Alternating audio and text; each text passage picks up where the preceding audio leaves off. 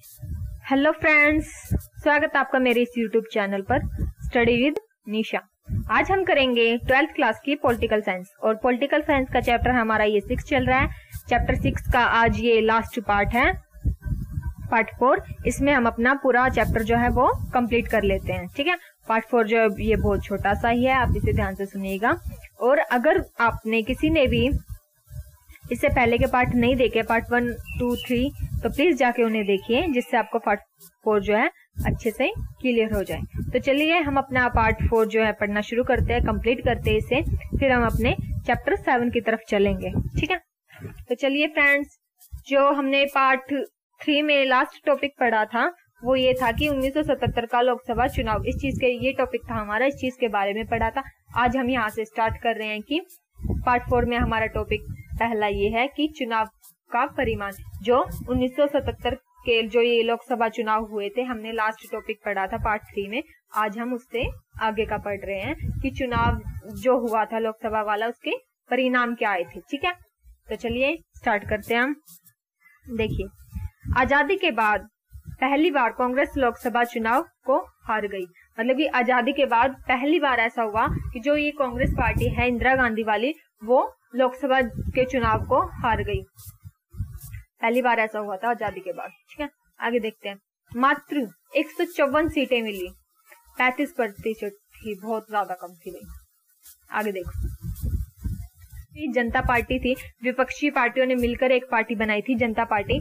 ये खुद अकेली 295 सीटों से जीती थी, बहुमत भी मिला था इनको। ठीक है, आगे देखिए, जनता पार्टी और उसके साथ पार्टी की वोट, मतलब कि ये जो 295 वाला पड़ा, ये तो सिर्फ अकेली जनता पार्टी, लेकिन जनता पार्टी के जो साथ भी शामिल हुए थे जो वो अब उन सब की बताई जा रही कि वो कितनी सीटों से जीते थे। तो देखिए, 330 सीटों से वो जीते थे। जनता खुद अकेली तो 295 वाली सीट से जीती थी, और जो जनता के साथ जो भी थे उन्हें कितनी वोट मिली थी? 330। ठीक है, आगे देखिए, उत्तर भारत में कांग्रेस को बहुत नुकसान हुआ। कि क्या हुआ कि उत्तर भारत में जो कांग्रेस पार्टी है, इसको बहुत ज्यादा ही नुकसान हुआ। आगे देखिए, आपातकाल के कारण। भाई नुकसान क्यों हुआ? आपातकाल के कारण, क्योंकि आपातकाल लग गया था, इसलिए बहुत ज्यादा नुकसान हुआ। देखिए, मैंने ये ब्रैकेट में लगा हुआ है, आप बस मेरे को सुनिएगा और आप समझ में आ जाएगा। आप मेरे को नहीं सुनेंगे और सिर्फ कॉपी में नोट डाउन करेंगे तो आपको समझ नहीं आएगा, क्योंकि मैंने ये ब्रैकेट में शॉर्ट से लिखा हुआ है ताकि मैं बोलूं और आपको समझा दूं। ठीक है, इजी लैंग्वेज में। तो देखिए, उत्तर भारत में कांग्रेस को बहुत ज्यादा नुकसान हुआ। अब भाई क्यों नुकसान हुआ? आपातकाल के कारण। मैंने ब्रैकेट में रेड पेन से लिखा हुआ है। तो देखिए, कौन कौन से वो राज्य थे जिसमें इसको कांग्रेस पार्टी को नुकसान हुआ। तो देखिए, यूपी में, बिहार में, राजस्थान में, एमपी में, मध्य प्रदेश में, दिल्ली में और पंजाब में, इन राज्यों में कांग्रेस को नुकसान हुआ। अब आप सोच रहे होंगे, मैंने राजस्थान के नीचे एक लिखा हुआ और एमपी के नीचे भी एक लिखा हुआ है, तो इसका मतलब है जो राजस्थान है वहां पे सिर्फ एक ही सीट और एमपी में भी एक, तो इसका मतलब ये हो जाएगा, एक ही सीट मिली थी तो वही नुकसान तो होना ही था, सिंपल सी बात है। आगे देखते हैं, इंदिरा गांधी रायबरेली से चुनाव हार गई। जो इंदिरा गांधी थी वो कहां से? रायबरेली से जो है चुनाव हार गई थी। इंदिरा गांधी के जो बेटे हैं संजय गांधी, वो अमेनी से चुनाव हार गए थे। ठीक है, दक्षिण भारत में कांग्रेस ने महाराष्ट्र, गुजरात, उड़ीसा में कई सीटें जीती।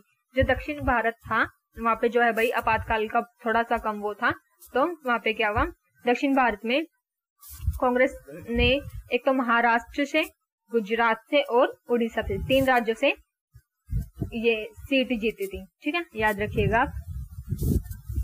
नेक्स्ट टॉपिक हमारा जनता सरकार 1977, इसके बारे में पढ़ रहे हैं। तो चलिए, सरकार में कोई तालमेल नहीं था, मतलब कि जब सरकार थी जो, उसमें कोई तालमेल नहीं था। ठीक है, एमपी पद के लिए होड़ हुई, मतलब कि जो पीएम पद है इस चीज के लिए होड़ हुई।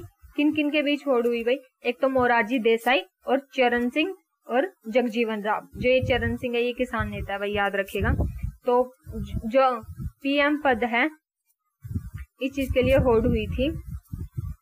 कौन कौन से नेताओं में देखिए, मोरारजी देसाई एक तो, दूसरा है चरण सिंह और तीसरा है जगजीवन राम। इन तीनों में पीएम पद के लिए लड़ाई हुई थी।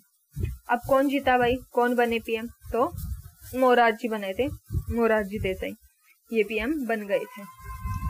आगे देखिए, जनता पार्टी के पास अच्छे नेतृत्व कार्यक्रम का अभाव था। जनता पार्टी बिखर गई थी। क्या हुआ कि जनता पार्टी जो है वो बिखर गई थी और सिर्फ 18 महीने तक ही सरकार चला पाई। ठीक है, जनता पार्टी बिखर गई और सिर्फ 18 महीने तक ही जो है सरकार चला पाई। 18 महीने में बहुत कुछ खो दिया था भाई, इसने बहुमत खो दिया था, मतलब कि 18 महीने में बहुमत जो इसने पाया था वो खो दिया था। आगे चलिए देखिए, कांग्रेस ने समर्थन देकर दूसरी सरकार में चरण सिंह को समर्थन देकर एमपी बना दिया। क्या हुआ कि पहले में तो पीएम कौन थे? मोरारजी देसाई। वो जनता पार्टी थी वो बिखर चुकी थी, वो 8 महीने तक ही चली थी बस। ठीक है, उसने अपना बहुमत खो दिया था। अब क्या हुआ उसके बाद देखिए, कांग्रेस ने समर्थन किसको दिया? चरण सिंह।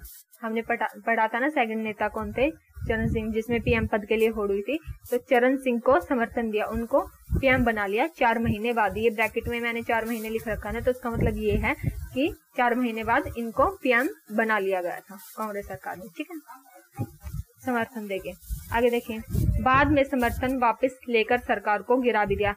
इन्होंने इनके साथ ये बहुत अच्छा मजाक किया भाई। देखिए कि पहले तो इनको खुद समर्थन दिया कांग्रेस सरकार ने चरण सिंह को और पीएम बना भी दिया, और बाद में इन्होंने अपना जो समर्थन था वो वापस ले लिया, हटा भी दिया इनको पीएम पद से।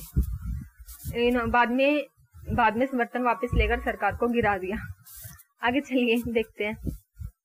जनवरी 1980 में नए सिरे से चुनाव हुए। ठीक है, क्या हुआ कि नए सिरे से चुनाव होने शुरू हो गए। नए सिरे से चुनाव जो है शुरू हुए कब? जनवरी 1980 में। याद रखिएगा, एक एक नंबर वाले में आ सकता है कि नए सिरे से चुनाव कब से चालू हुए, तो हमें तारीख याद होनी चाहिए, जनवरी 1980 में। तो देखिए, इंदिरा गांधी ने भारी बहुमत हासिल करके वापसी की। मतलब कि इंदिरा गांधी ने क्या? इंदिरा गांधी ने भारी बहुमत हासिल करके वापसी की 353 सीटों से। इसने ऐसा ये साबित कर दिया कि मुझे कोई नहीं हरा सकता, और इसने वापसी की। ठीक है, कितनी सीटों से? 353 सीटों से। आगे देखिए, तो देखिए हमारा पार्ट जो है यहीं पे खत्म होता है। ये रेड पेन से मैंने थोड़ा लिखा हुआ है, इसका मतलब मैं आपको समझा दे रही हूँ। तो जो पार्ट 4 था ये बहुत ज्यादा छोटा हिस्सा था, कंप्लीट हो चुका है हमारा पूरा का पूरा चैप्टर जो है कंप्लीट होता है। तो चलिए, जो मैंने रेड पेन से लिखा हुआ है इसका मीनिंग और समझते हैं हम, क्या है क्या नहीं। हमारा पूरा चैप्टर जो है वो कंप्लीट हो रहा है यहाँ पे। तो देखिए, मैंने उससे थोड़ा सा नीचे आके लिखा है, ये लास्ट की लाइन है, इम्पोर्टेंट है, मतलब समझ लीजिएगा आप क्या है इसका। तो देखिए, सरकार अगर स्थिर हो और उसके भीतर कलह हो तो मतदाता ऐसी सरकार को कड़ा दंड देती है। मतलब कि सरकार अगर स्थिर हो, मतलब कि जैसे ऊपर हमने पढ़ा था ना कि पीएम पद को लेके होड़ वगैरह मची थी, कई सारे नेताओं में तालमेल नहीं था इनके बीच। ठीक है, इस चीज के बारे में पढ़ा था ना।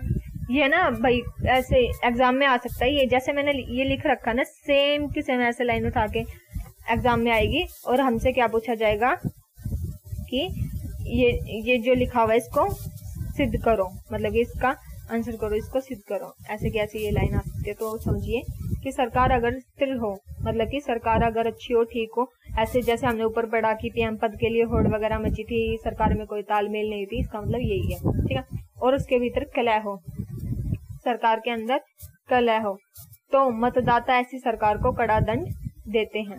ठीक है, इसका मतलब यही है जितना भी हमने अभी ऊपर पढ़ के आए हैं। ठीक है, आई होप आप समझ गए होंगे। तो चलिए, हमारा ये जो पार्ट है पूरा कंप्लीट होता है।